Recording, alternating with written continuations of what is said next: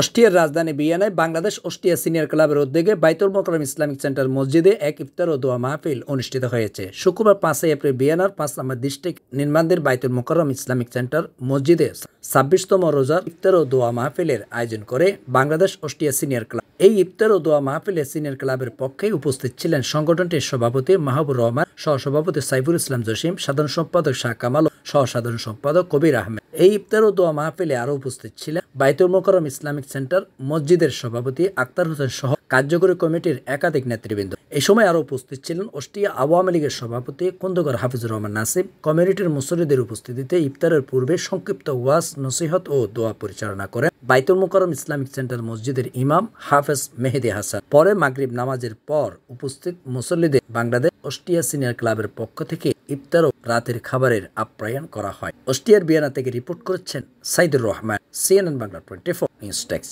কোন ব্যক্তি আছে যে ব্যক্তি আল্লাহকে ঋণ দিবে? আল্লাহ কি চায়? ঋণ চায়। আসলে আল্লাহর কি কোনো ঋণ দরকার আছে?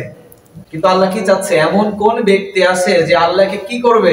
ঋণ। তোমাদের এই প্রতিদান, যে প্রতিদানটা আমি তোমাদেরকে দেব, সেই প্রতিদানটা কাল কিয়ামত